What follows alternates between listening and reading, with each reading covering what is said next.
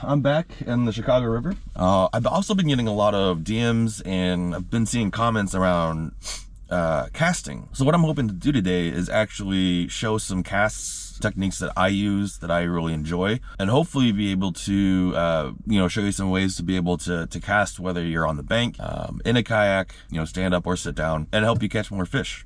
So like I said in the beginning of the video, I've been getting a lot of comments around casting, how am I able to cast around all these trees without getting hung up. What I wanted to do is kind of show you some of the casts that I use on a kayak, both sitting and standing. However, I stand most of the time when I fish. And yeah, so I'm gonna face this way. That way you can kind of see what my hands are doing. And so I wanna show what it looks like on a Baitcaster specifically. Now, if these same casting techniques work on a spinning rod, even Zebco, some of them on Zebco, we'll get to those in a little bit. But the first thing you want to do before casting any Baitcaster is you want to get used to it, right? And what I mean by that is, after you get done spooling it up with your favorite line, give it a couple of casts, let that line kind of settle on the spool, because you may have had too much tension when you were spooling it up, or not enough. And so you want to make sure that that line is sat on that reel really nicely, so that there's not a bunch coming out of it, and it casts nice. After that, what you want to do is you want to find the sweet spot. So for me, I keep my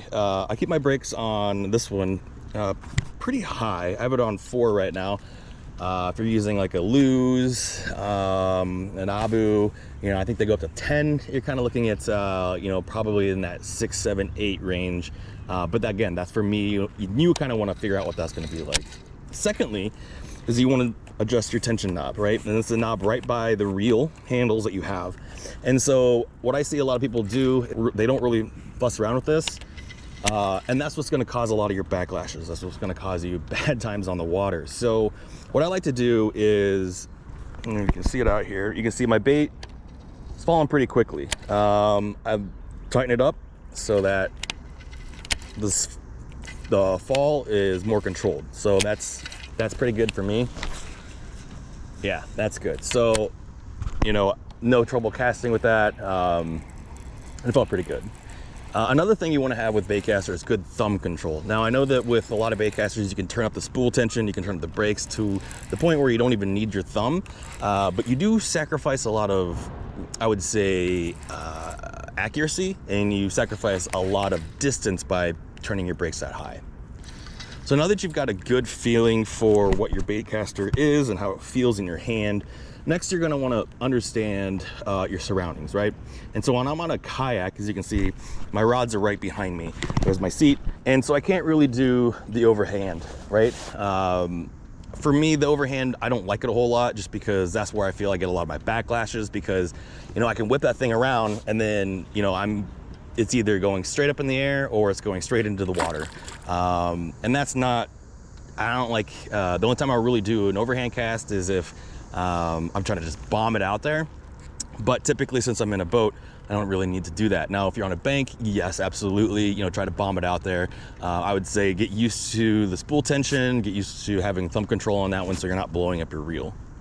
Another thing for casting is, I see a lot of people bring their bait all the way up, right? You don't need your bait all the way to the tip. You also don't want to have 4 feet trying to cast it either, because it's just too, look at that, it's staying, but my rod is going everywhere. It's just too unwieldy. What I like is usually about 1 foot to 8 inches off of there. You get a lot more control. So the first cast I like to do, and you've seen me do a lot, is just the sidearm cast. And basically all it is you're just, let me see if I can get my hands on it, is you're taking the rod and reel, holding it however you like, and then you're putting your hand on the bottom, right here. And so with the sidearm cast, it's just simply just back and forth, right? So you're gonna feel that. You're also gonna feel the weight with that. And so again, when you're casting it out, what you're gonna do is you're just going to cast out with your hand, and you're gonna use this one to kind of work as a pivot, right? It's kind of a 1-2 step when you feel it, when you get used to the side cast. The first step is gonna be, your hand that's on the reel, kind of moving forward. And you're also going to be kind of using this back end to help with that motion, right? So kind of like that. Now, the most casts that I use, and you've been seeing me use it a lot, I would say 99% of the casts that I have is gonna be a roll cast. And a roll cast is the same, kind of think of it the same way as a sidearm cast, except what you're gonna do is you're gonna have a little bit of line there, and you're basically just gonna roll, right? So let's see if you can see this. You're basically gonna just roll. And a good way to think about it is just kind of do this, right? And that's the motion that you wanna have when you're roll casting, right? So you can see, like, I'm not really doing a whole lot with this. In fact, you know, my hand's not really like making it go anywhere. It's just I'm working with this hand. And so when you're doing a roll cast, look, I don't even have to like grab it, but if you're doing a roll cast, see, you just like that. Now, let's try that again. I really would do a skip. So when you're doing a roll cast, right, you're just, there's a lot of it is coming with this hand, and you're just bracing, you're bracing at the bottom. It's really good for like when you want to just quickly cast, you know, you bring up bait, roll cast it, and go out. I find that I have a lot more control with this kind of bait when I do it that way. And I get, you know, pretty decent distance. But again, like, you know, 1 foot to 8 inches, and you're just rolling the bait over the rod, right? So it's just rolling over. And so what you want to do is kind of get used to that too. And you know, kind of make sure you know what that feels like. What you want to make sure is that you're not rolling it and it's hitting the water, right? You don't want to roll and it hit the water, because then you're going to backlash. So you want to kind of get used to it. Like I said, swing it around a little bit, see where your hands need to be, what angle it needs to be at, so that you don't have to worry about smacking it into the water. So this actually leads me to the next cast that I use, and I use it a lot to get under these trees that you see, under laydowns, specific areas, and it's called the skip. There's a lot of people out there that talk about different ways to skip, and I'm gonna be one of them, but some people say, you know, take your spool tension and your brakes and turn them all the way up. There's other people that say, turn them all the way down. It really just depends on your thumb control and really the bait that you're using. So baits that don't skip well are gonna be your crankbaits, anything with a treble hook. So it also includes your top waters, like your spooks, or even your, what am I thinking? Whopper ploppers. And lastly, unpegged Texas rigs, because what's gonna happen is that weight is gonna separate from the bait and it's not gonna skip very well. But what will work is gonna be jigs. So really any type of jig, your chatterbait, your bladed jigs, chatterbaits, skipping, swim baits. Another thing that's gonna work is pegged Texas rigs. They work really well. And anything really with like a flat side. So a weightless Senko or a wacky rigged Senko. You know, if you're trying to learn how to skip, there's a couple of tips that I'll give you. One, start with a spinning rod. I learned to skip on a spinning rod with a wacky rigged worm. That works fantastic. What it's gonna do is gonna teach you the motion. It's incorporating that roll cast, but it'll give you that motion. You don't have to worry about the backlash. Secondly, braid. Braid works very, very well with skipping. I have fluorocarbon on here. But again, if you've kind of upgraded or graduated beyond the spinning reel, learning how to skip, go to braid. Now, what's not gonna work for a skip, sorry, it's gonna be Zebcos. I don't believe Zebcos can skip just based on the way that they work. Although if you have a Zebco and you're able to skip, let me know if I'm wrong in the comments below. But you know, I don't think Zebcos can skip, but yes, start off with a spinning rod to learn how to skip, tie on a wacky rig, and have a ball, knowing that you're never gonna blow up your line, you're never gonna have a bird's nest, and you can really, you know, get that motion down, get the feeling down, understand what it feels like to have a roll cast. And then when you graduate into the baitcaster, like I said, make sure that you understand your baitcaster, you have the tension and the brake set enough and to your liking before you even try the first cast. If you don't have it set, you're gonna blow it up, you're gonna give bird's nest, and you're gonna have a bad time. So, and it's the same idea, right? You're still going to do the roll cast, but what you're gonna do is you're gonna you wanna skip it, right? And so we've all skipped rocks. You know, it's kind of one of those old things, whenever I see water and there's a good rock, I'll skip it, right? It's kind of that same motion. You wanna get that bait to like skip across the water. But again, do it with a spinning rod so that you're not gonna blow up a reel, waste some time and waste money on the line that you've just, you know, freshly spooled on.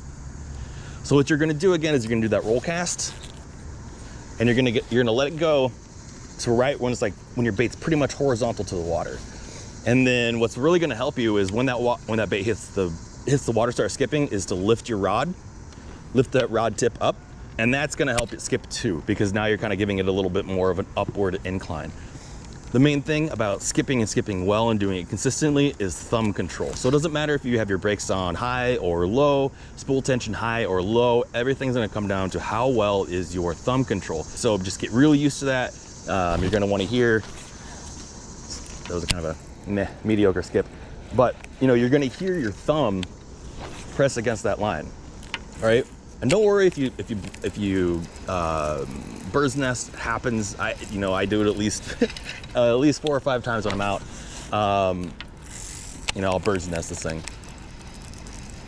The other thing to kind of think about when skipping is, it's not a distance thing. You're not gonna skip. I'm not gonna, like that lay down that you see over there.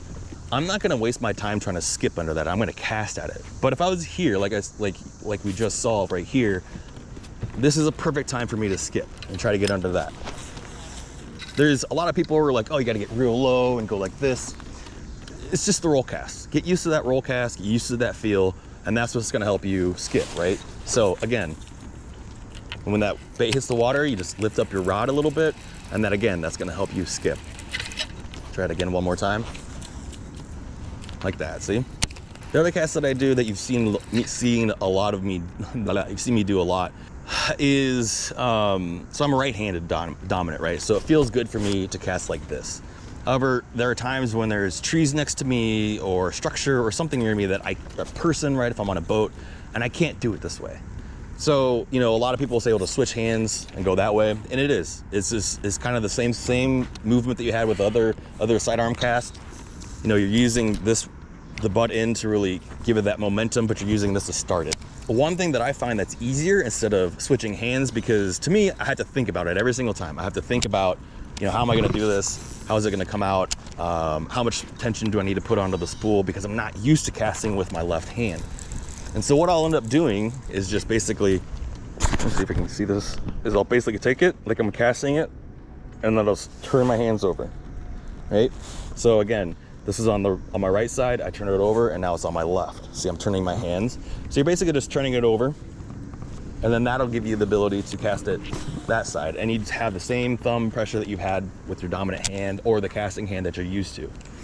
This is really good when you're trying to get around, again, structure, laydowns, trees that are in front of you, or just kind of want to get around something, or, if you're too close to the bank and you were to do a side cast, you're gonna hit a lot of those trees. This is a good way of kind of getting it in there and getting that cast that you want close to that bank, close to that lay down. Other casts that you may see me do is kind of like a flip. I flip every now and then if, I see something that's, kind of a small hole that I want to get into, or there's a couple kind of trees, and a flip is just the same thing. It's just as easy as it sounds, which is you're just gonna, just kind of flip your bait in there. And for that, you need to have your tension and your brakes a little loose. Because you're not casting it, right? What's causing this bait to go out there is the weight of the bait. So anything heavier is gonna work really well, but again, it's kind of flipping it out there. I also kind of do like a sidearm flip, like that. If there's a tree right here, the sidearm flip is pretty good. But again, to be able to do it well is all about your thumb control and your thumb pressure. So the easiest way to kind of think about that is like when you're starting with a bait caster, just let it sink and then just get used to like stopping it with your thumb. Get used to like, get used to how it feels to let the bait kind of go over your thumb and put the brakes on. So yeah, so that's really, for me, those casts that I use. I really don't use, like I said, the overhead cast unless I'm trying to bomb it and I'm on the bank. But most of the time, I'm on this kayak, and so I don't really need to bomb it. Again, I hope this helps. These casts are the casts that I use all the time. Like I said, mostly the roll cast and the skip, just based on the the environment that I'm around, the trees that are around the bank. It lends a lot more to that style of cast for me. And once I got better at casting and understanding, thumb pressure, how to skip, how to do a really good sidearm, or even that roll cast, and started getting it into the places that I wanted to get my bait instead of fishing it, 6-7 feet away because I'm too scared or I'm unable to get it in there, I was able to catch a lot more fish. And so hopefully when you see this video and you see some of those fish catches, you'll see me have those casts that I just showed, right? The sidearm, the roll cast, the skip, the side pitch, the flip. These are all casts that you need to have in your repertoire and know them as the muscle memory to be able to have the most effective time on the water. Hopefully these help, and yeah, I'm gonna keep fishing. I hope that those of you that are new or just getting into kayak fishing or fishing in general learned something today. So thanks for watching, and tight lines, y'all.